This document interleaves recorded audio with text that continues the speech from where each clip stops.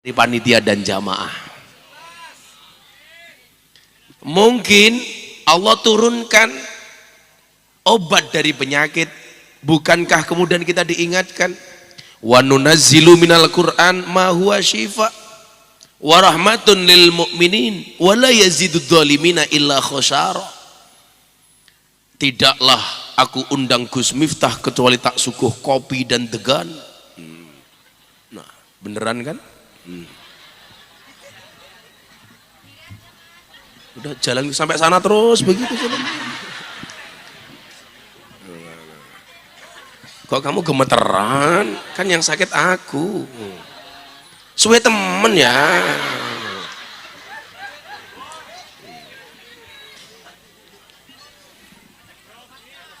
Namanya siapa? Ahmad Murtado. Namanya lebih bagus daripada wajahnya. Sini Mas Murtado. Udah nikah? Oh belum? Ya saya doakan ya, kamu pulang langsung menikah. Janda anak 15.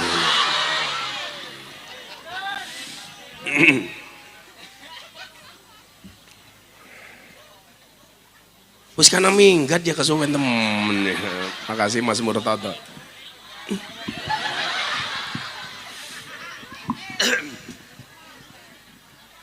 Wa nunazzilu minal Qur'an ma huwa syifa.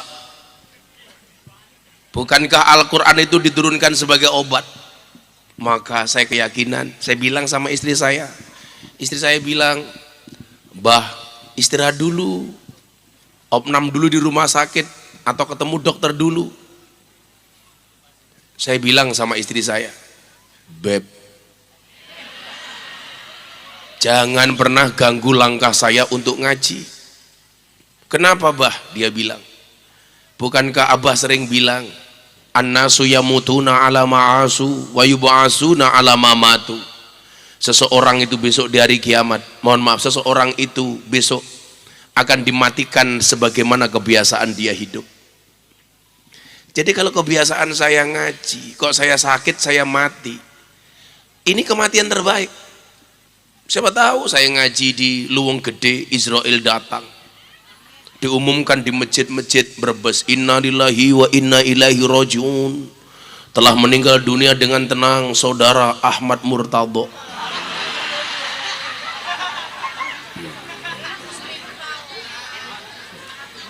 Dalam keadaan jomblo. Murtado, segera menikah. Jangan pernah kamu mati dalam keadaan jomblo. Kamu harus tahu nak, Dajjal itu statusnya jomblo. Itu artinya kalau kamu mati dalam keadaan jomblo, saya curiga jangan-jangan kamu cucunya Dajjal.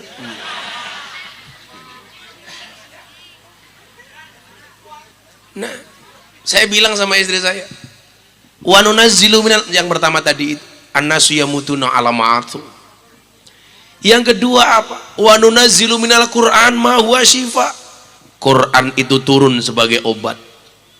Enggak mungkin majelis sebesar ini tidak ada tartilul Quran. Tidak mungkin majelis sebesar ini tidak disebutkan sholawat di dalamnya. Padahal disebutkan wa ma kana Allahu yu'adzibuhum wa anta fihim. Kita semuanya tidak akan pernah diazab oleh Allah ketika di dalamnya ada Nabi Muhammad. Minimal lantunan sholawat dari mas-mas hadroh yang amplopnya tidak jelas,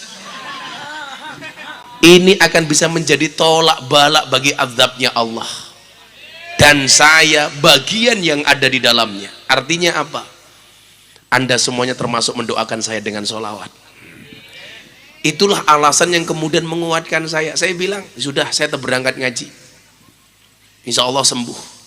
Saya melihat Anda dengan raut wajah bahagia, walaupun duduk apa adanya, bahkan berbasah-basahan.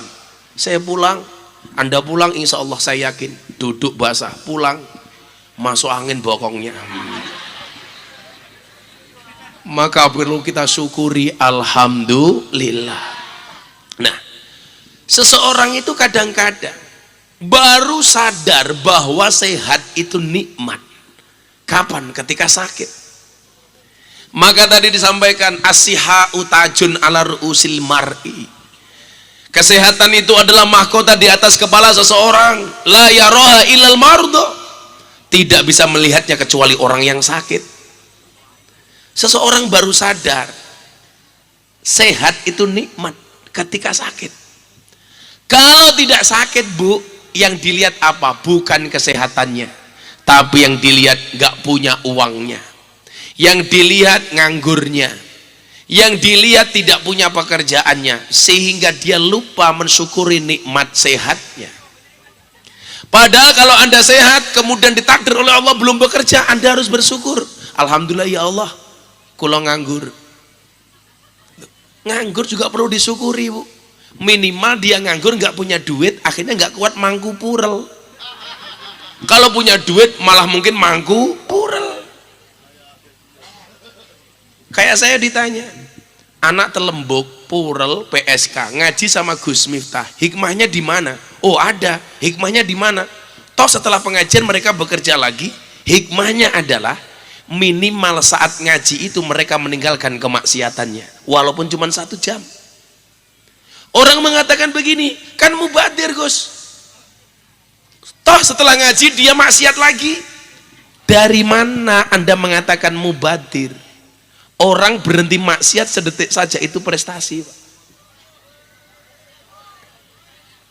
Coba ibu-ibu pengajian di sini umpamanya sama saya, nggak paham sama sekali, ilmunya nggak nyantol sama sekali, bahkan nggak ada yang masuk di otak sama sekali. Kira-kira ada manfaatnya apa? Enggak ada. Manfaatnya apa? Minimal selama pengajian berlangsung Anda berhenti marah-marah sama suaminya. Karena kalau di rumah bisa jadi dia marah-marah sama suaminya. Malam Jumat suaminya minta, istrinya capek, marah-marah, maka dihadirkan pengajian. Minimal apa? Selama pengajian Anda tidak marah-marah sama suaminya. Makanya ibu mohon maaf, ingat sabda Nabi, layanilah suamimu walaupun di atas punggung unta. Maka jangan pernah menolak suamimu. Kalau capek bagaimana Gus? Kamu jawab, saya capek Mas. Gimana? Prasmanan saja. Bagaimana caranya? Mang buka dewek, tutup dewek. Gak ada Pak mubadir itu dari mana? Nah, iki malah bingung lungguh rono teles rene teles. Orang rumangsane wetenge gede ya wirawi. Pede amat. Wong lanang kiye ini wetenge gede, manuke cilik. Jadi ibu-ibu semuanya ngerasani cie, manuke pentil cie kayak gitu. Malah wirawi riba.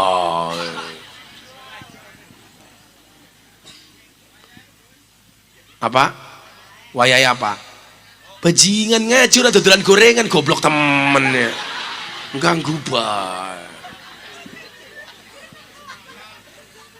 Rezeki ini dewek-dewek, rezeki ini inyong ngaji, rezeki ini Rika bakulan. Bakulan apa ge? Gorengan. Masih ada gorengannya? Ya dijual sana, ngapain bilang saya? Kok kamu sukanya ganggu aku? Bayari siapa?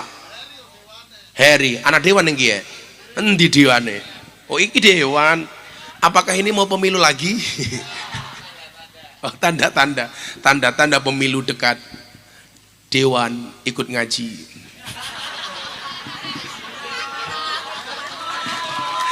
Sama wakil bupati. Nah ibu bapak rahimakumullah, jujur Pak Dewan, saya tuh lihat Pak Dewan ini wajahnya jadi 2 karena kepala saya pusing, sini leher saya tuh nggak enak. Jadi wajahnya Pak Dewan ini ada 2. Saya mikir apakah karena saya memang pusing atau Pak Dewan bermuka 2. Saya nggak tahu itu Pak.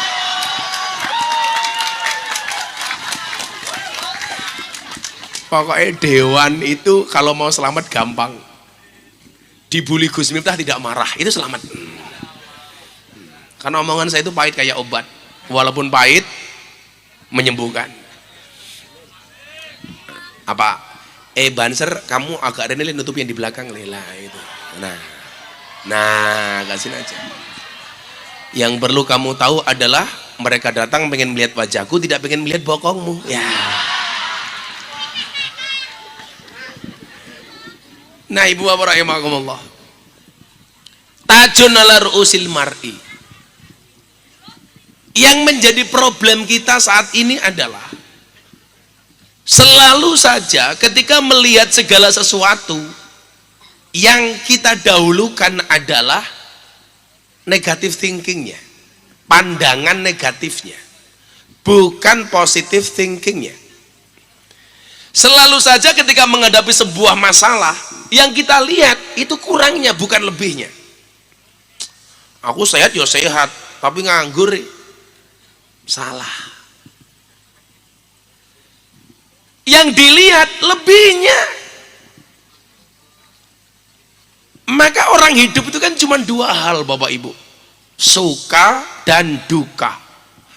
Kalau duka, mohon maaf, kalau dia suka bersyukur, kalau dia duka bersabar. Orang bisa bersabar di saat dia duka, tapi kadang-kadang dia lupa bersyukur saat dia bersuka cita. Kalau ada masalah, dia biasanya mampu untuk menghadapinya, tapi kalau dia bahagia, lupa segala-galanya. Itulah alasan kenapa Allah menghadirkan masalah. Begitu ada masalah, apa kata Imam Ibnu Athaillah As-Sakandari? Kalau you dikasih masalah, kata beliau, jangan pernah menjadi seperti seekor anjing. Ada apa dengan anjing, Gus? Anjing itu kalau dilempar kerikil, Bapak Ibu mohon maaf, anjing itu fokus kepada kerikilnya atau kepada yang lempar? Kerikilnya, Bu. Saya hafal, kebetulan tetangga saya ini banyak banyak anjingnya. Tetangga saya ini banyak yang memelihara anjing, karena kampung saya kampung Nasrani. Anjing itu kalau dilempar batu, Bu, dia akan fokus kepada batunya, tidak fokus kepada yang melempar. Ini salah. Seharusnya Anda ketika dikasih masalah oleh Allah, jadilah seperti seorang cowok dilempar kerikil oleh cewek cantik. Yang dikejar kerikilnya apa cewek cantiknya? Ceweknya. Kalau Murtado jawab kerikilnya, berarti kasih Murtado kayak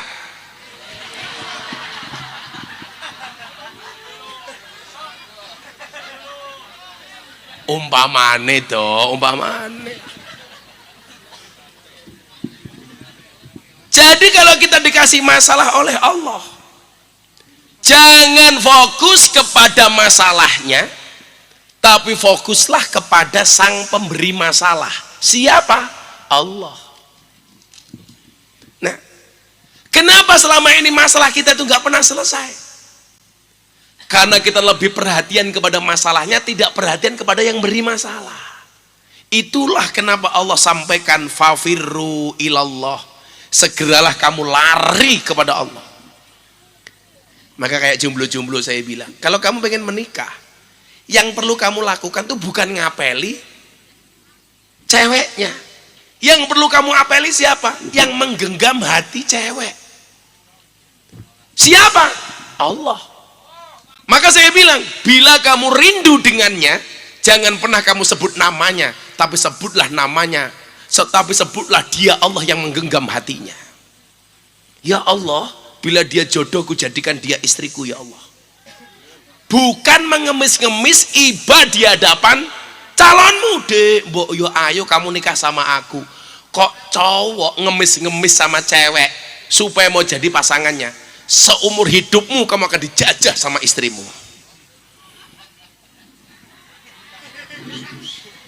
Jadi jangan salah, hari ini kalau ada suami dijajah sama istri, itu karena dari awal suaminya goblok. Please menikahlah denganku, aku nggak bisa hidup tanpamu. Alah goblok. Sehingga ada peluang istri untuk menjajah kamu. Kalau saya nggak begitu, ya Allah, bila dia jodohku, jadikan dia istriku ya Allah. Namun bila dia bukan jodohku, bunuh saja jodohnya ya Allah.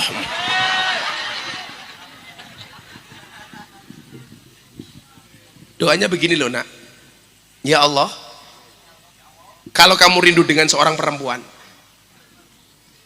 kamu boleh menyebut namanya di dalam doamu, tapi kamu juga tidak boleh sakit hati kalau dia bukan ditakdirkan untukmu.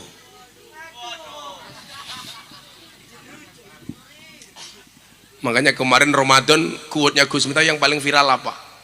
Berbukalah dengan yang setia, bukan yang manis. Kenapa?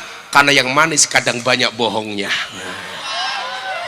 Makanya Pak Dewan, Pak Wakil Bupati, setialah dengan rakyat, nggak usah ngumbar janji manis.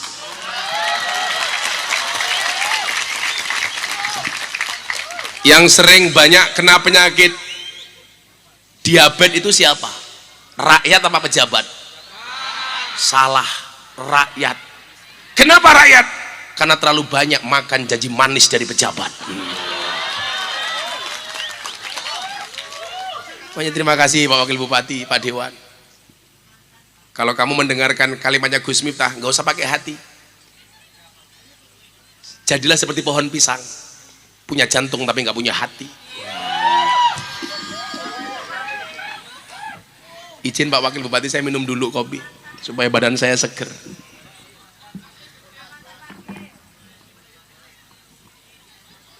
Sangit ya Allah.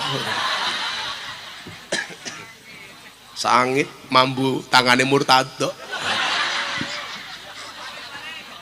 Murtado jadi cowok seperti kopi. Murtado pahit sih tapi banyak yang mencintai.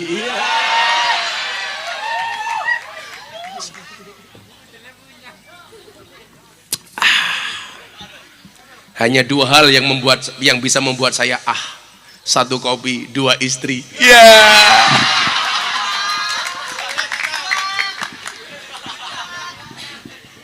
Murtado nambahi 3 telembuk.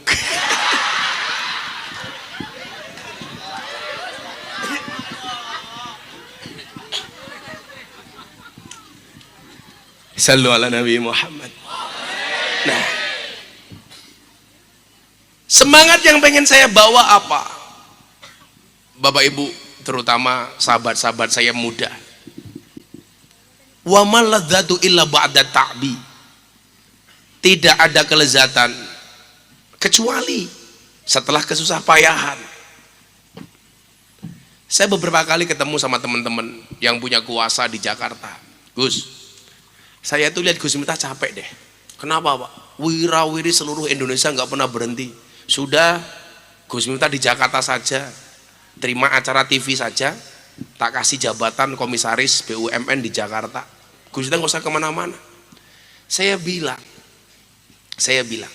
kalau yang saya pikir itu diri saya sendiri Pak, cukup Pak. Cukup saya ngaji di TV-TV, ibu-ibu lihat saya dari kaca, saya jadi komisaris BUMN. Persoalannya bukan itu Pak. Ada atmosfer, kalau bahasa anak-anak muda sekarang, vibes. Apalah bahasa orang tua apa ya? Atmosfer lah yang berbeda, nuansa. Saya bisa keliling Indonesia, akhirnya saya tahu, oh orang Brebes kebiasaannya kayak gini, punya lato-lato asin, telur asin ya, bukan lato-lato. Ketika saya ngaji di Pemalang, saya paham, ternyata di Pemalang ada sarung namanya toldem. Serius, toldem. Ya toldem, gak usah kepanjangannya apa, cangkeme, mancing-mancing ya. Malah takon toldem kepanjangannya apa. Toldem itu kepanjangannya toldem. Lah kemarin jalan tol itu kan didiskon.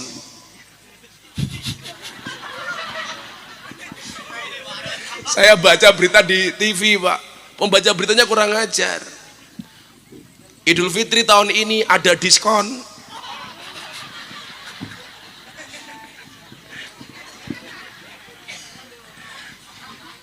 Harusnya kan diskon tarif tol.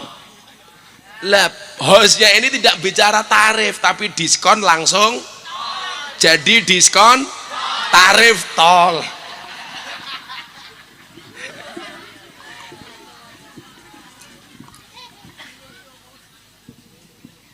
Beda Pak. Kalau saya ngaji di TV, saya kan masih punya acara di TV, Jalan Dakwah Gus Miftah di BTV. Dengan saya seperti ini, beda Pak. Kalau di TV nggak mungkin lagi ngaji bakul gorengan wirawiri, nggak ada.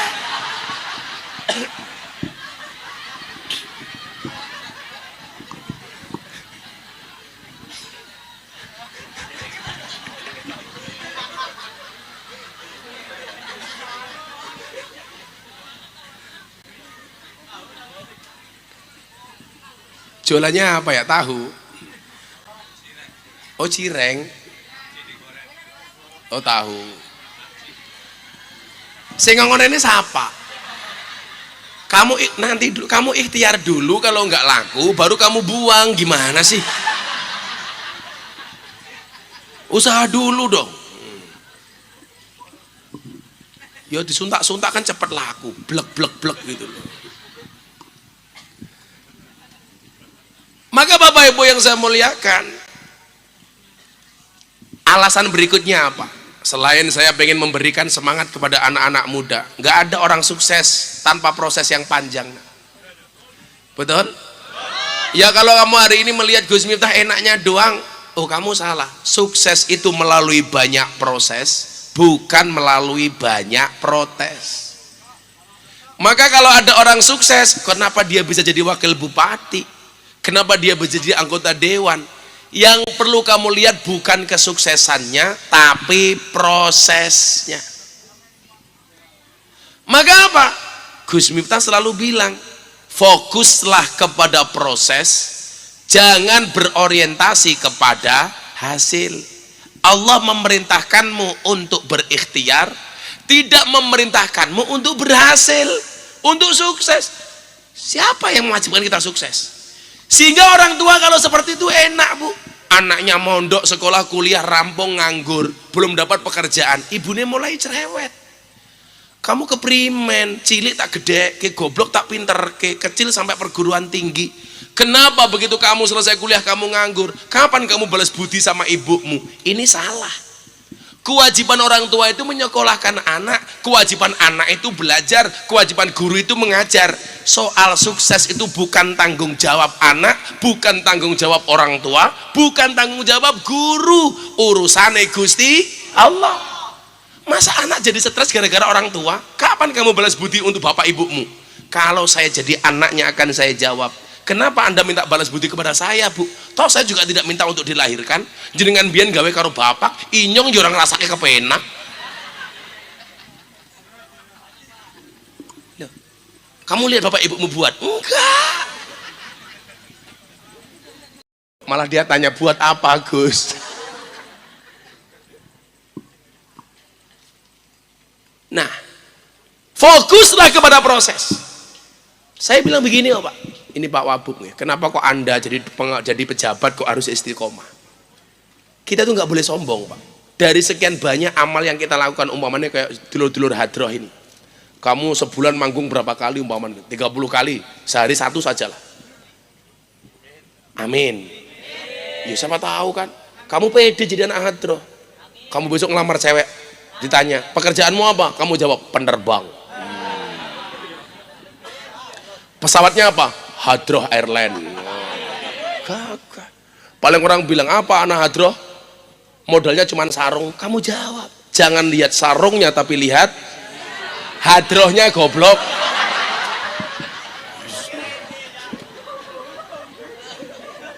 Hadroh kok isine.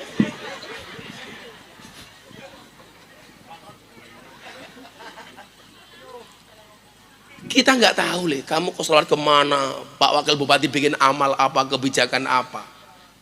Persoalannya adalah mana amal yang kira-kira mendatangkan Allah, kita nggak pernah tahu Pak.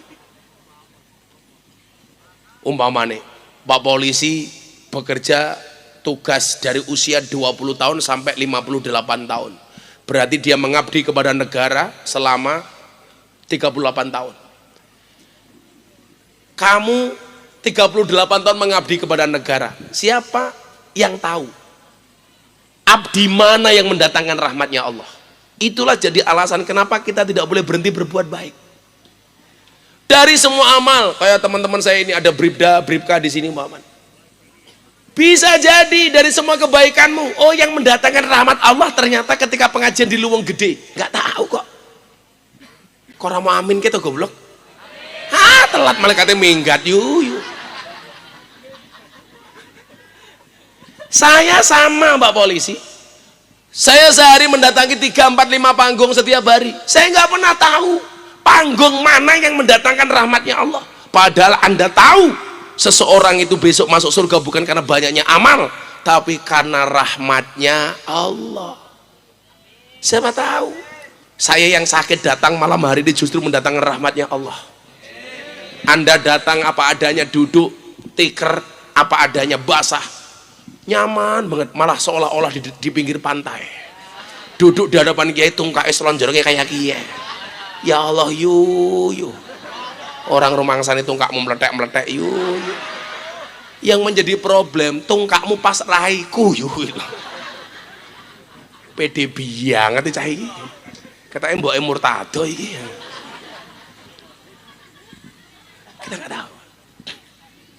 Maka kita berharap malam hari ini Allah mengutus malaikatnya sebagaimana Allah sampaikan dalam Al-Qur'an. Innalladzina qalu rabbunallah tsumma istaqamu tatanazzalu alaihimul malaikatu alla takhafu wa la tahzanu wa abshiru bil jannati allati kuntum tu'adun. Tatanazzalu alaihimul malaikah, Allah menurunkan malaikat kepada siapa? Yang pertama, yang meniatkan seluruh amal ibadahnya karena Allah. Saya yakin baik panitia maupun jamaah yang datang, semuanya datang ke sini semata-mata mengharap ridhonya Allah. Amin. Kemudian amal itu diterima oleh Allah dengan mengutuskan para malaikatnya datang kepada kita. Alasan yang kedua adalah tsumastaqamu, amal itu dilakukan secara istiqomah. Saya berdoa kepada Allah, mudah-mudahan kita semuanya istiqomah dalam kebaikan. Wakil Bupati istiqomah dalam kebaikan, Pak Dewan istiqomah dalam kebaikan, Pak Polisi istiqomah dalam kebaikan, Murtado istiqomah dalam kejombloan.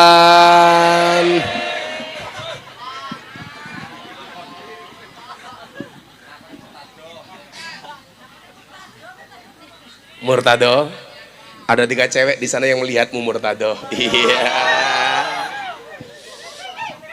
Siapa tahu kamu berjodoh Murtado dengan siapa? Vokalis Hadro.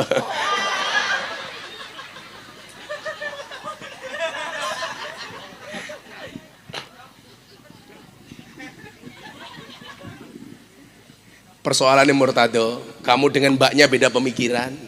Murtado mikir mbaknya, mbaknya mikir aku. Akhirnya Murtado pulang, langsung mempraktekkan quote-nya Gus Miftah, kupinang engkau dengan bismika Allahumma ahya wa bismika amut.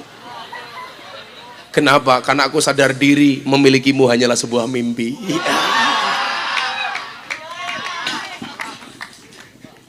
Sekarang kamu ganti dok, kupinang engkau dengan Allahumma barik lana fima rozaqtana wa qina adzabana.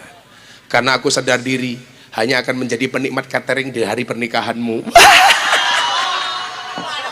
Cuaks.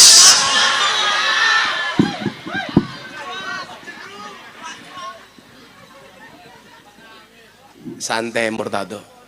Jomblo itu free. Free hatin.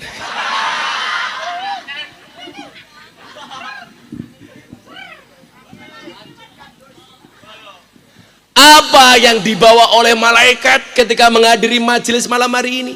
Makanya panitia jangan bersuudzon. Kenapa tadi siang hujan? Itu cara Allah mengirimkan rahmatnya. Amin. Betul Bu? Hujan aja kayak gini kok, santai saja. Hujan itu rahmat. Makanya kenapa saya tidak pernah mau nolak hujan, berarti saya menolak rahmat. Biasanya kalau saya kepepet, kasihan jamaahnya. Kalau pengajian kok hujannya lebat banget, kayak kemarin di Tegal, di daerah Bojong, akhirnya panas. Yang biasa saya baca cuma satu, Pak. Satu sholawat nariyah, dua surat Tabbat Yada Abi Lahabi Watab. Kenapa yang saya baca Tabbat Yada? Karena saya tahu, Pak, Allah itu tidak akan menurunkan rahmatnya kalau di dalamnya ada Abu Lahab. Makanya kalau hujan baca Tabbat Yada, udahnya mandek. Armena rahmat, bajingan anak Abu Lahab.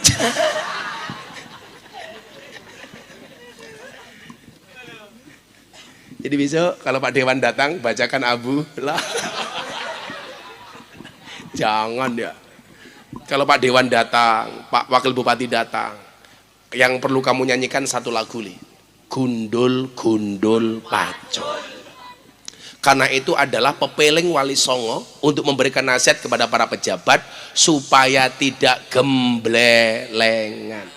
Kalau gemblelengan, wakul glimpang segane dadi saratan. Jangankan cuman wakil bupati, jangankan cuman dewan, siapapun kalau dia gemblelengan, glimpang dadi saratan. Makanya saya bilang sama Mas Iman, polisi-polisi kita di sini, kamu pangkatnya rendah nggak apa-apa li, tapi selamat daripada jenderal bintang 2 vonis mati. Kenapa? Gemblelengan. Saya itu sering memberikan nasihat kepada Kapolri, kepada teman-teman polisi. Saya besok tanggal 2 ini, tanggal 3 pernikahan anaknya Pak Wahyu Asrena Hadiningrat. Asrena, saya bilang, ayolah, bagaimana masyarakat hari ini kembali percaya dengan polisi. Di mana-mana saya kampanye, polisi itu penting. Tapi juga teman-teman polisi saya belain, Anda harus menjaga institusi dan marwah polisianmu. Betul? Coba Anda bayangkan kalau Brebes gak ada polisi sebulan saja, apa yang terjadi? Murtado ngetengi fatayat. Makanya kita jaga itu. Mohon bersabar Murtado. Sabar itu indah. Indahnya kapan? Ya sabar saja. Anugerah atau azab? Nah, kayaknya azab ini ya. Apa? Anugerah. Kayaknya ramane kayaknya ya. Dibelai sama bapaknya.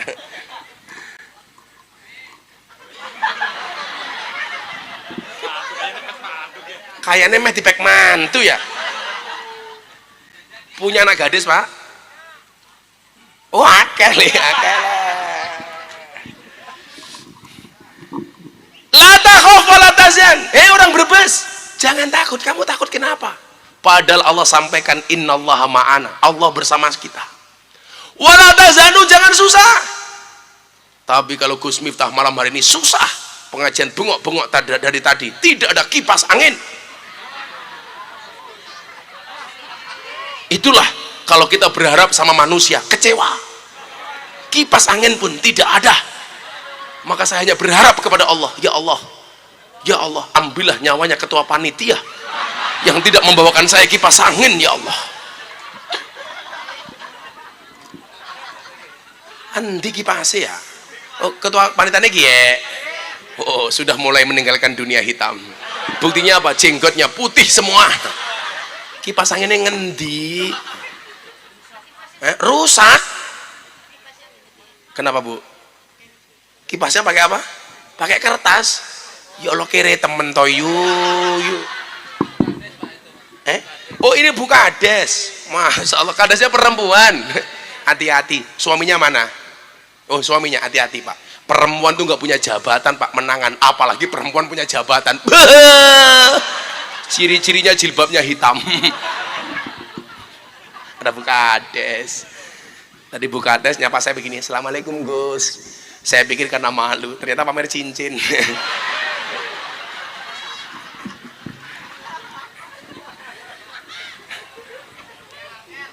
Semoga Bu Kades panjang umur ya.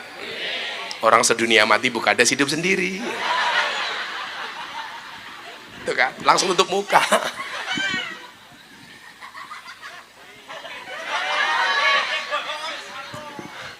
Wong wadon kiye orang di jabatan bae menangan. Apa maning du jabatan? Coba kalau Pak Wakil Bupati istrinya wakil ketua tim penggerak PKK. Kalau yang laki-laki kepala desa istrinya ibu kepala desa. Ini yang jadi kepala desa istrinya, nggak ada istilah bapak kepala desa.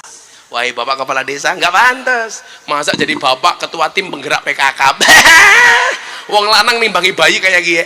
Ayo bayi ini mana? Ya ora pantas. Tapi langsung suaminya bilang, sorry Gus, walaupun dia kepala desa, saya yang di atas Gus. Oh kadang di bawah katanya. Oh Bub, keprimen ya kepala desa deh, jujur temen ya. Oh sukanya di bawah, dasar lemah.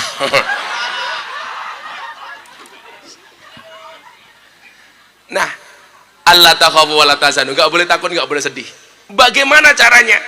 Akan saya sampaikan cerita yang sangat indah, cerita hikayah dari Imam Ahmad bin Hambal alias Imam Hambali, supaya pengajian malam hari ini berkah. Amin.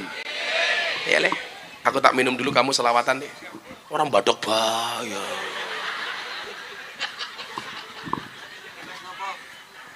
Apa lagu yang lagi ngetren apa saiki? Buku kepala desa jalur lagu apa?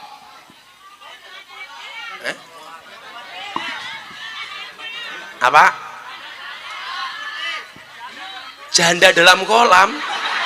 Apa ramodar ya? Kan kelelop. Janda dalam kolam. Pak Wakil Bupati minta lagu apa Pak Wakil Bupati? Oh sampun. Oh dari putih sudah. Banyu Langit. Wis udan kat mau yuk. Apa Pak Dewan? Tetap demen, demen karo siapa? Lagu ini keprimen tetap demen.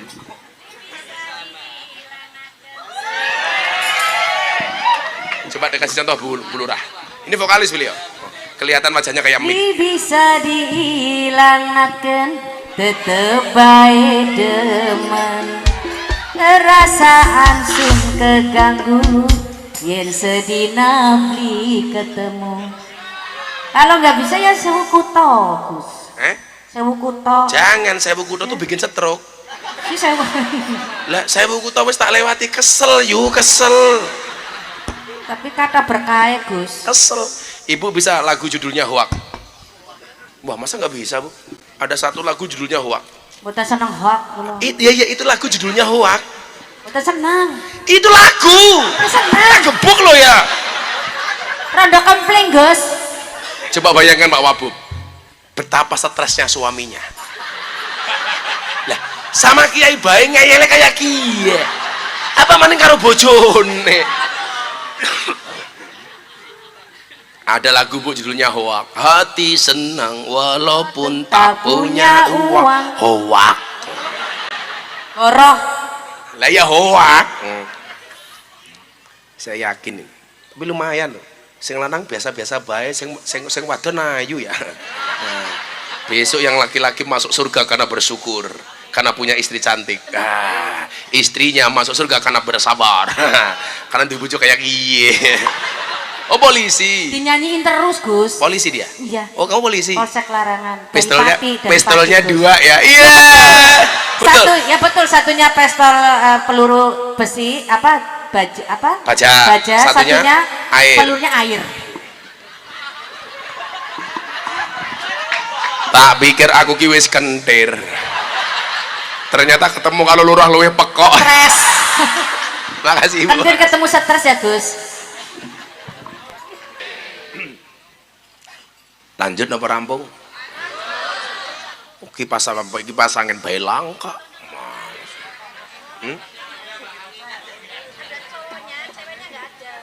Ada cowoknya, ceweknya nggak ada. Ya itulah nasibnya Murtado.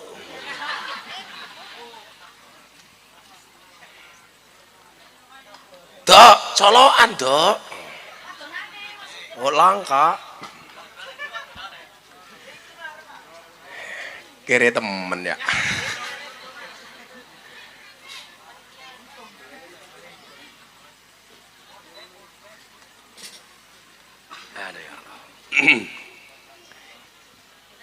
Samudra.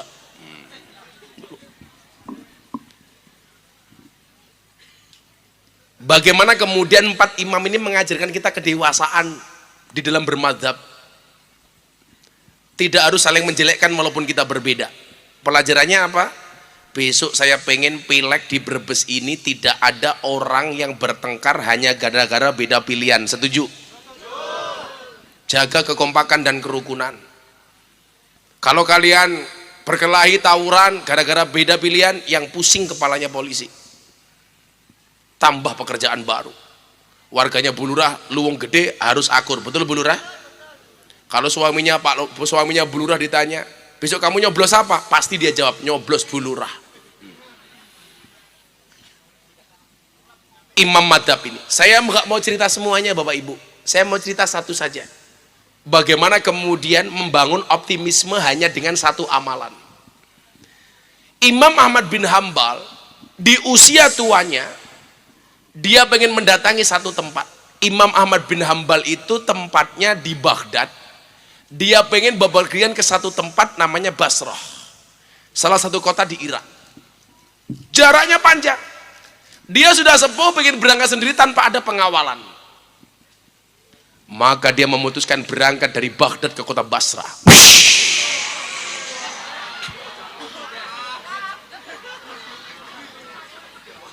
Apa Bu? Kaget. Sing keren polisi nih kayak, cuman begini tok. Saya curiga, jangan-jangan nggak punya jantung nih. Nah, Ibu Bapak, sampai Basrah sudah masuk waktu maghrib dan isya. Beliau akhirnya melaksanakan sholat maghrib dan isya di salah satu masjid di kota Basrah. Ini Anda hari ini yang punya hajat, punya keinginan kayak Pak Dewan pengen nyalon lagi, Pak Wakil Bupati nyalon lagi, atau siapapun yang punya hajat, ibu-ibu pengen anaknya jadi anak yang hebat, pengen dikabulkan hajatnya oleh Allah, tolong nanti Anda ambil hikmah pelajaran dari cerita ini. Cuman saya satu pesan Bu, kalau mendoakan anaknya tolong yang pas. Kemarin orang Jogja berangkat ke Kalimantan, pulang malah kere, gara-gara ibunya salah doa. Anaknya berangkat minta doa sama ibunya, Bu, saya mau berangkat ke Kalimantan, tolong saya didoakan Bu. Ibunya mendoakan, akhirnya anaknya di Kalimantan malah miskin, gak punya apa-apa. Saya tanya, siapa yang salah? Ibu saya Gus. Salahnya di mana? Saya kemarin mau berangkat minta doa sama ibu saya, Bu, tolong kula digul-dungake ya di Kalimantan. Dijawab sama ibunya, iya nak, saya doakan mudah-mudahan di Kalimantan gak ada apa-apa.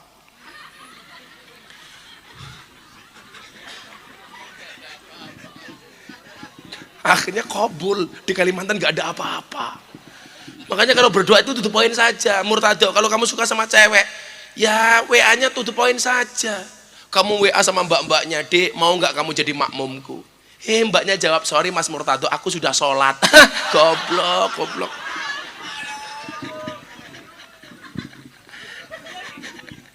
Kayak saya punya santri Pak, namanya Wahyu. Kalau nembak cewek, ceweknya nggak pernah mau. Dia mau menikah, jomblo selawase. Gara-gara apa? Saya tanya sama ceweknya, kenapa kamu ditembak sama Wahyu nggak kamu terima? Mohon maaf Kiai, saya tidak bisa menerima Wahyu. Kenapa? Karena kalau saya menerima Wahyu dikira Nabi.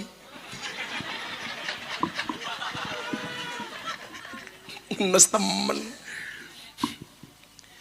Akhirnya dia sholat, dia berdoa Imam Ahmad bin Hambal. Nggak ada yang tahu kalau itu adalah imam besar. Padahal beliau itu adalah orang yang hafal dengan sejuta hadis. Beliau sangat soleh, beliau sangat zuhud, zahid. Sholat selesai Pak, habis isya beliau mau tidur istirahat di dalam masjid, didatangi sama marbot James Bond, jaga masjid dan kebon. Ya Syekh, Anda siapa? Saya musafir. Ungkapan Syekh itu bisa berarti 3 hal di saat itu. Yang pertama orang berilmu, yang kedua orang tua, atau ketika orang berharta.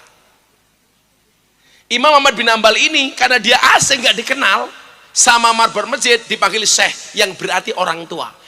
Dia tidak tahu kalau di depannya ini imam besar, imam yang sangat soleh dan zuhud. Kenapa? Karena waktu itu belum ada foto. Makanya orang zaman dulu Pak kadang-kadang tahu namanya tapi tidak lihat wajahnya. Kalau sekarang mohon maaf, lihat wajahnya walaupun belum kenal orangnya. Ibu-ibu pasti umpamanya, Anda pasti lebih kenal dulu saya di YouTube, di medsos dibandingkan lihat langsung aslinya, betul Bu? Pertanyaannya, ganteng di YouTube apa aslinya Bu? Siapa sih ngomong?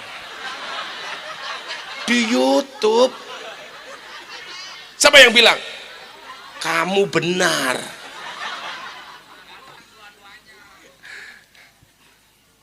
Kalau orang dulu kan biasa, saya dengar nih namanya di sana ada Pak Pujo, tapi wajahnya kayak apa belum pernah lihat karena waktu itu belum ada foto, belum ada video. Kalau sekarang belum ketemu orangnya sudah ketemu fotonya. Yang celaka apa? Sebenarnya orangnya jelek, diedit cakep-cakep, diposting. Akhirnya Murtado seneng. Begitu jumpa darat, ya Allah, di medsos, wow. Lihat aslinya, makanya saya itu paling benci Nduk kalau ada orang posting foto diedit cakep-cakep Bu. Kenapa? Kasihan Gus Miftah yang sudah cakep dikira editan.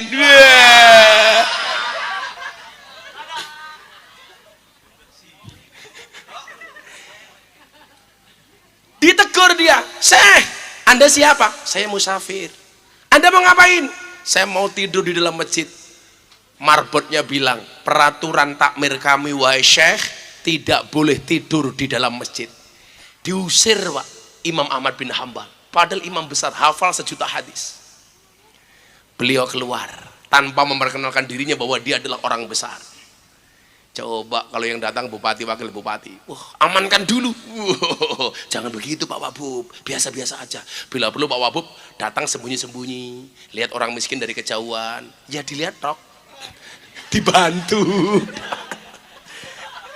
Saya itu senang kalau lihat pejabat tidak terlalu protokoler Pak. Biasa aja. Pak Wabub datang, santai aja. Jangan sok-sokan, mentang-mentang pejabat. Wah, kalau saya itu dikasih pengawal dulu sama Pak Wakapori. Saya itu kebetulan punya ajudan 3 Pak Wabub. 2 Brimob, 1 Kopassus. Itu karena orang khawatir dengan saya, bukan saya yang butuh. Karena saya dulu banyak dibully, diserang sama netizen macam-macam, Pak Wakapori, Gus, tak kasih pengawal ya, dikasih Brimob 2 sama Kopassus 1. Saya nggak butuh. Tapi kalau nggak saya pakai, Brimobnya nganggur, nggak punya pekerjaan. Gitu. Saya waktu itu yang ngasih Pak Gatot, kalau Kopassus yang ngasih Pak Wakasat, teman saya Pak Agus. Gus, biar ikut dakwah bareng Gus Miftah. Oh ya terima kasih Dan. Tapi ya itu, saya punya pengawal 3. Ini sakit gantian, nggak kuat ngawal saya Pak. Karena saya terlalu sibuk, terlalu padat. Kadang-kadang yang sakit Brimobnya, besok gantian Kopassusnya, besok Brimobnya lagi. Ini goblok temen ya aku. Diusir dia Pak Bu, keluar Bu. Akhirnya dia sholat di teras masjid. Dan sudah tidur di teras masjid, datangi sama marbotnya. Hei Mas, rasa ngeyel Syekh, nggak boleh tidur di dalam, malah tidur di teras. Pergi, didorong-dorong Pak Syekh Imam Ahmad bin Hambal.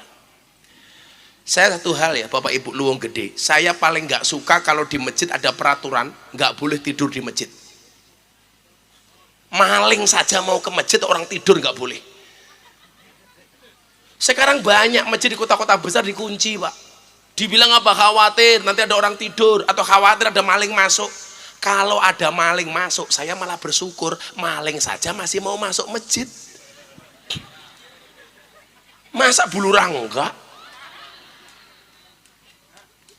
Gus, nanti kalau tidur di masjid, waktunya sholat subuh nggak bangun, ya apa-apa, sekalian disolati. Repot amat. Kita tuh sering lupa egois. Tidur di masjid nggak boleh. Coba fungsi masjid itu apa sih? Apalagi musafir. Ya kalau kemudian takut kemana-mana dikasih pembatasan, boleh tidur tapi di sini. Sehingga apa? Orang cinta dengan masjid. Sekarang juga sama, Ramadan, mentang-mentang ramai, anak kecil dilarang ke masjid. Sudah di rumah saja anak kecil, nggak usah ke masjid. Pak, kamu itu nggak akan ngurusi masjid selamanya. Kamu besok juga mati. Yang meneruskan siapa? Mereka. Orang tua jangan egois. Nanti kalau ke masjid anak-anak ramai, ganggu khusyuknya orang tua. Ingat, kalau orang tua punya pemikiran, ramenya anak ganggu khusyuknya orang tua. Anak juga punya pemikiran, khusyuknya orang tua ganggu ramenya anak. Kan bener Pak. Lu anak rame kan lumrah. Umpamane sing tua salat, anak kecil playon, dolanan mercon. Allahu Akbar. Dar, ora apa-apa. Wong cilik ya. Yang jadi masalah itu yang rame bulurah. Anak kecil yang tua traweh, anak kecil menyalakan petasan, ya biasa-biasa baik. Tapi ingat ya Mas ya, haram hukumnya menyalakan petasan di mata ulama. Kamu ingat. Haram Mbak Wabu menyalakan petasan di mata ulama. Bledos matane.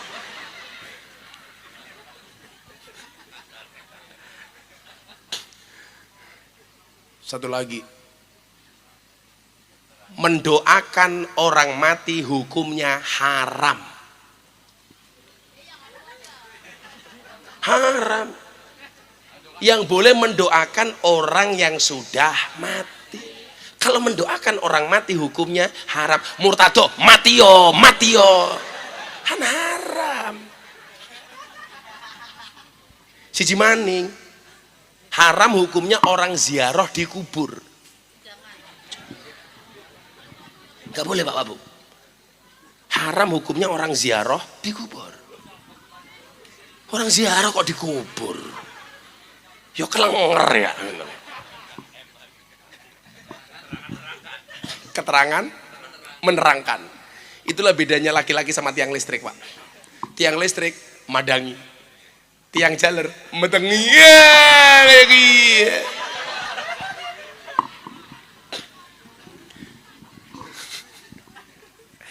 Akhirnya orang ini keluar dari masjid, syekhnya ini sambil berlari-lari bawa baju, pakai celana jin. Ana maning. Angel temen ya wong lu wong gede ya.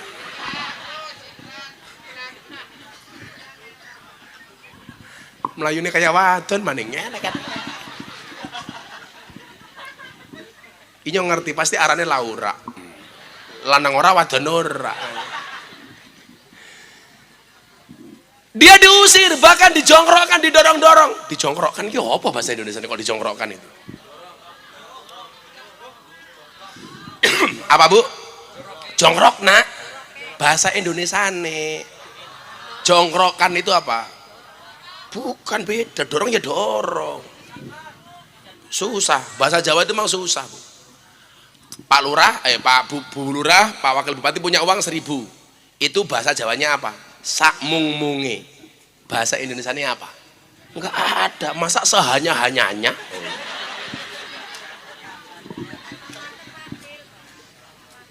Pak mantan wakil, sehanya-hanyanya nggak bisa. Seayak-ayaknya, beda. Susah bahasa Jawa itu. Kalau saya parian bahasa Jawa itu gampang. Oh, yang duduk di bawah saya doakan little body. Sini tiga tel kelebon body. Bahasa Indonesia ini apa? Langka. Cara. Kunduran truk. Bahasa Indonesia. Langka. Masa keterbelakangan truk? Sejak kapan truk stres? Keterbelakangan mental. Nguyuh anyang-anyangan. Langka. Apa Bu Lurah? Masa kencing tawar menawar ke primen. Inyong bedake sing nguyuh Bu Lurah apa mbambake gadis kae. Orang ndeleng wonge ngerti sangka suarane. Ya, kalau umpamanya masih cerit gitu. Kalau Bu Lurah yes. Coba lu. Beser. Malah Bu Lurah pioh. Kan logro. Bu Lurah dhewek sing ngomong ke primen, longgar. Akhirnya dia keluar didorong dari masjid. Tidak jauh dari masjid ada penjual roti yang sedang membuat adonan roti. Melihat ada orang tua didorong-dorong, dia berkata, "Ya Syekh, tang, kesini Syekh. Man anta? Ana musafir." Anda siapa? Saya musafir.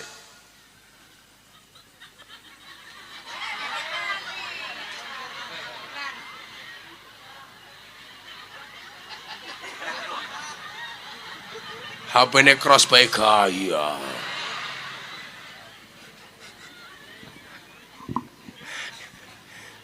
Pengajian yang penuh dengan iklan. Ya.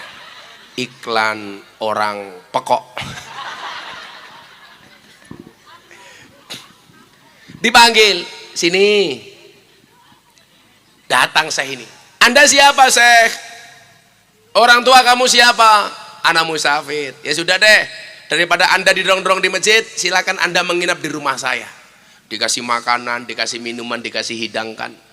Karena memang mangkana yu'minu billahi wal yaumil akhir fal yukrim dhaifahu. Salah satu ciri orang beriman itu apa, Bu Lurah? Memuliakan tamu. Makanya kalau ada tamu dimuliakan, jangan wirawiri. Kalau punya tamu, Pak Dewan disuguh. Punya degan, tamune didegani. Duwene wedang, tamune diwedangi. Duwene sego, tamune disegani. Duwene susu, tamune di damelke susu. Susone keprimen. Tapi ya susone sih. Ya karena saya tahu cowok itu seperti soda. Kalau ketemu cowok itu seperti soda. Kalau ketemu susu pasti gembira. Iya. Yeah! Bu Lurah tahu kenapa namanya susu? Karena jumlahnya 2. Kalau 1 su. Kalau 3 su.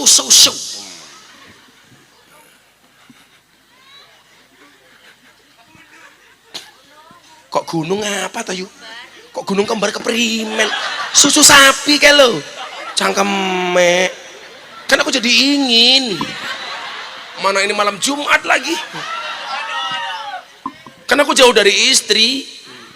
Kalau Pak Lurah enak, pulang langsung tul jainak ora nudel ora penak. Nudel rasa penak sing didudul dangak-dangak. Lah nyang nudel sapa? Telembok matane, telembok keprimen. Emangnya aku cowok apaan? Barang siapa beriman kepada Allah dan hari akhir, adalah dia memuliakan tamu. Tamu disuguh.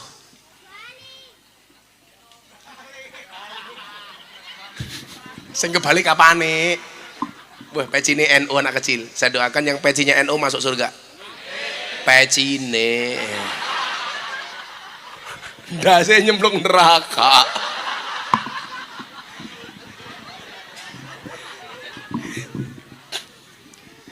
Nah Bapak Ibu yang saya muliakan, disuguh. Ini yang punya rumah tetap dengan santainya membuat adonan roti.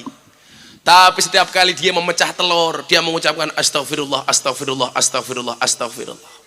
Ketika dia menuangkan air di atas tepung, dia mengucapkan astagfirullah, astagfirullah, astagfirullah.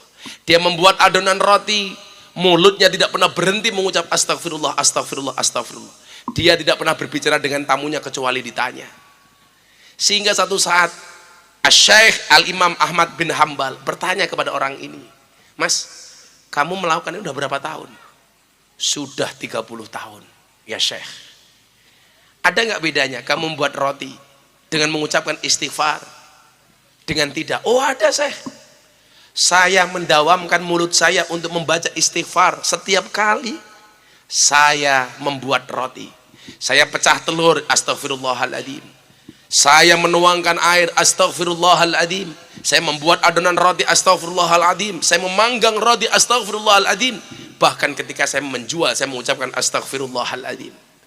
Saya bertanya, ada nggak bedanya Mas? Oh ada Mas. Gara-gara saya membaca istighfar setiap saat, hampir semua permintaan saya dikabulkan oleh Allah Subhanahu wa Ta'ala. Hampir semua keinginan saya dikabulkan oleh Allah Subhanahu wa Ta'ala. Kemudian Imam Ahmad bin Hanbal bertanya, wahai penjual roti, ada enggak doamu yang belum dikabulkan oleh Allah? Ada ya Syekh, cuman satu hal. Semua permintaan dan permohonan saya dikabulkan oleh Allah kecuali satu perkara. Apa itu wahai penjual roti? Saya setiap malam berdoa supaya ditemukan dengan seorang imam yang menjadi panutan saya. Namanya Imam Ahmad bin Hanbal. Sampai malam hari ini saya belum bisa ketemu dengan Imam Ahmad bin Hanbal. Yang terjadi apa Bu? Imam Ahmad bin Hanbal mengucapkan takbir, Allahu Akbar. Ternyata ini cara Allah mengundang saya ke tempat ini. Saya diusir dari masjid, saya diusir dari teras masjid, saya didorong-dorong ke jalan. Ternyata ini adalah cara Allah mempertemukan kamu dengan saya, cara Allah mengabulkan doamu. Perkenalkan, saya Imam Ahmad bin Hambal. Langsung dia menangis, dia cium tangannya, dia peluk, dia sampaikan kepada Tuhan, terima kasih wahai Tuhan atas semua anugerahmu. Pelajarannya adalah, benar hadis Nabi yang menyatakan, perbanyaklah membaca istighfar. Maka dengan istighfar, Allah akan mengurai kesedihanmu menjadi sebuah kebahagiaan. Dan Allah akan memperbanyak rizkimu atas istighfar yang kamu panjatkan. Ibu, tolong, selain sholawat, fastaghfiru rabbakum innahu kana ghaffara. Banyak baca istighfar. Sambil duduk seperti itu, Anda pegang, kalau nggak ada tasbih minimal dengan jarinya sendiri, astaghfirullah, astaghfirullah. Tanpa harus kita lafalkan melalui jahar, tapi minimal hati kita beristighfar, astaghfirullah. Ada janda wirawiri maning, astaghfirullah. Kalau ini astaghfirullah apa alhamdulillah ini? Atau innalillah. Janda tua wirawiri maning, alhamdulillah, pokoknya gede, astaghfirullah. Bulurah coba dibisakan, teman-temanku polisi Banser, leh di kantor, di jalan, astaghfirullah, astaghfirullah. Gak ada doa yang ditolak oleh Allah ketika dimulai dengan membaca istighfar dan sholawat. Para jomblo-jomblo, untuk calon suamiku, Allahumma sholli ala sayyidina Muhammad, al-fatihah. Kamu minta, setelah itu kamu beristighfar, astaghfirullah wa atubu ilaih. Kamu minta sama Allah, ya Allah ya Rabb, mudah-mudahan calon suamiku bukan dari barisan codot rahimakumullah ya Allah. Murtado juga begitu, Allahumma sholli ala sayyidina Muhammad, untuk calon istriku mudah-mudahan tidak diganggu dan bukan bekasnya codot, al-fatihah. Astaghfirullah wa atubu ilaih.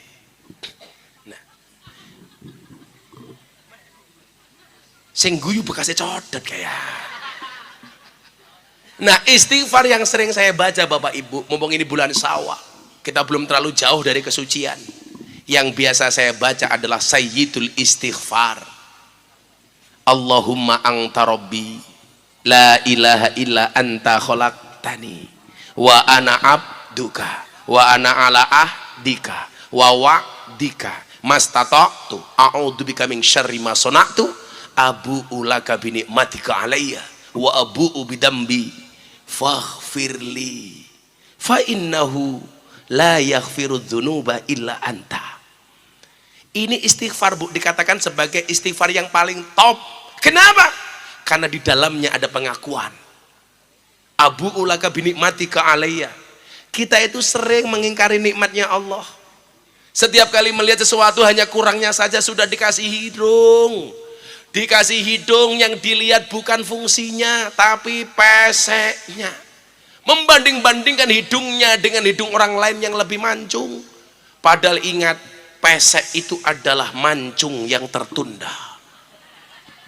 Yang dilihat cuman kurangnya, dibawa ke dokter minta disontek solikin. Apa? Silikon. Lah ya, yang nyontek silikon namanya dokter solikin. Dikasih gigi yang dilihat bukan fungsinya tapi merongosnya. Padahal merongos itu istimewa sampai ada peribahasanya, merongosong berbunyi nyari.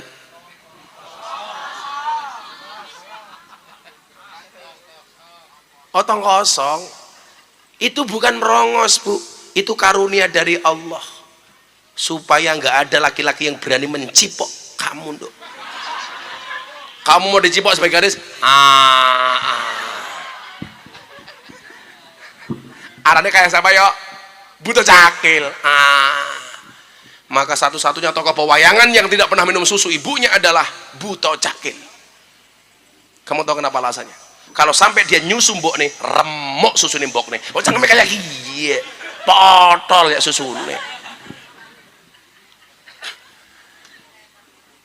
Sudah dikasih alis, dilihat kurangnya. Abu laga binikmatika alayya, dilihat kurangnya. Disepidoli, dilukis. Pak Dewan, hanya dari alis saja saya bisa membuktikan bahwa perempuan itu tidak bisa diatur oleh suaminya. Jangankan aturan suami, aturan Allah saja dirubah. Alis sudah bagus, dikerok sampai habis, dilukis dewe nganggo spidol. Nganti ibu ya Allah, alisnya kayak galengan, kayak gini. Bulurah alisnya ya Allah, kayak celurit. Nanti pulang raup, alisnya hilang ngaca. Yuk, kayak jin ya, kayak jin. Randuwe alis. Wong wadon iki apa palsu ya? Alisnya gede, lukisan. Raine alus, pupuran. Idepe dawa, sambungan. Irunge mancung, suntikan. Untune rata, kawatan. Bodinya dhuwur, sandal jincitan. Susune gede ya ganjelan. Kayak bengak-bengok wong lanang tukang ngapusi. Sing ngapusi ki raimu ki lho yo.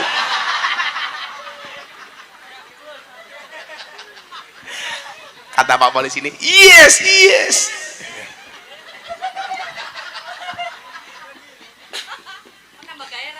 Oh, penambah gairah. Oh, suamimu suka kalau alismu kayak galengan, nambah gairah. Jadi alis gede tambah ngaceng kayak gini. Anak-anak baik bulura ya.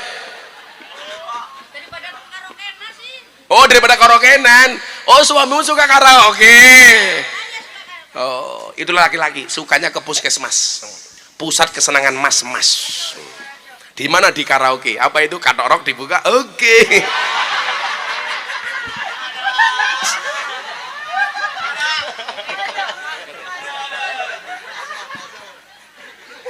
Mahok. Kageting aku. Pak Lurah pulang karaoke ditanya sama istrinya, kamu dari mana? Jawab Pak Lurah, kamu nanya. Bu Lurah kalau suaminya kemana-mana bawa fresh care sama balsem, malah kamu curigai. Supaya habis mangku purel kasih fresh care nggak bau purel. Iya, itu pengalaman Pak anggota dewan.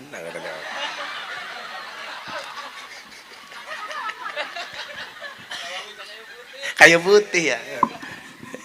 Ya kalau gadis-gadis kayak Mbak Eka ya jelas baunya ya parfum. Kalau kayak Mbok di sebelah yang jilbab putih ya jelas fresh care. Pengajian kayak ya Allah, ya Allah.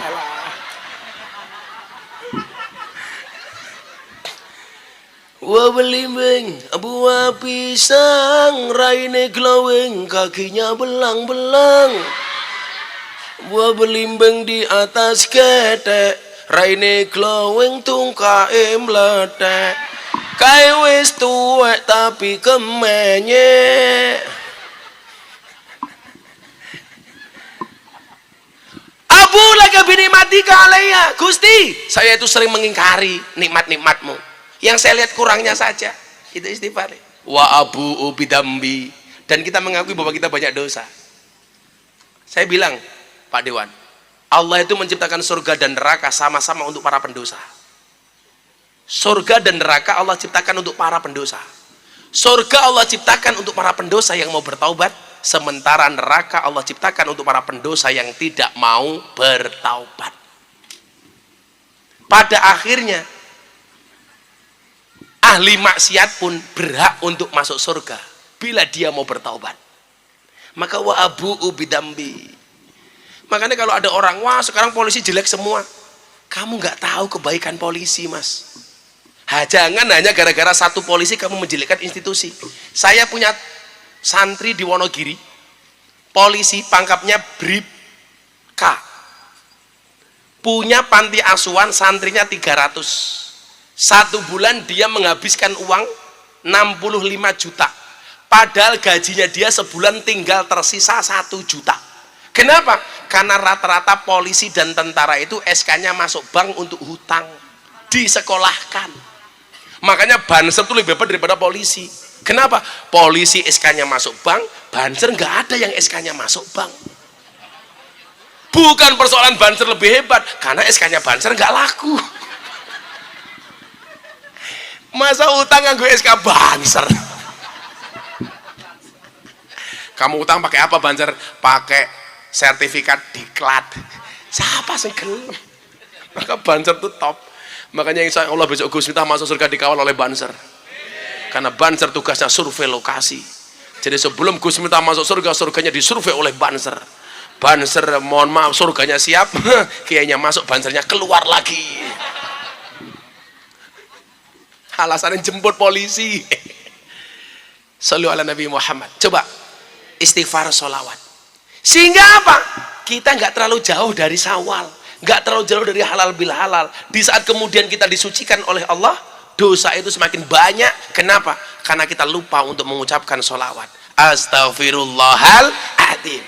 Jaminannya Allah akan memberikan rizki dari jalan yang tidak disangka-sangka.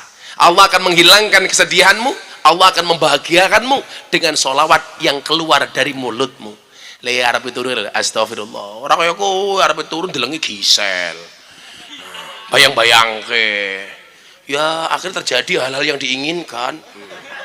Akhirnya Murtado nyanyi lagu ini Gus Dur. Uripe ayem, rumangsa aman, dununge rasa tandha yen iman, sabar narimo najan pas-pasan, randuwe bojo iso cangkem.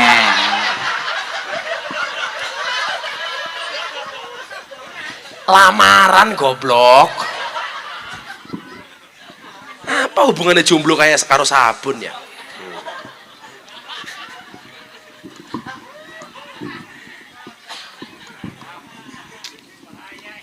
Kamu bener, malah sabunan. Karena aku jadi ingin segera mengakhiri pengajian malam hari ini. Karena aku udah capek. Buta ijo, mangane bantal, rokok kretek, sandinge kopi. Dadi jomblo rasa jual mahal, selak tua ora payu rabi. Sopo kuwi? Murtado iki.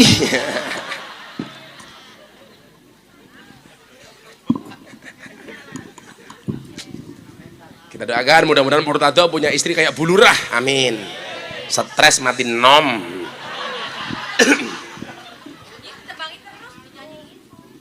Dinyanyiin. Bulurah sukanya nyanyi. Tadi megangnya mic go ini. Mantep. Beda kalau gadis kayak mereka pegang mic begini. Bulurah begini. Kalau gadis kan begini, Bu. Aku Zizi. Variasi ini endi? Tuplak, cerot kayak gini. Pada sini lalen. Luang gede ngundang Gus Miftah. Lurae ayu lumayan sumringah, lumayan sumringah. Bajunya sama ya, Gus? Bajunya sama. Kamu sama-samain sama aku ya. Pulang pengajian langsung suaminya bilang, "Hei, kamu Bulurah, hati yang mendua."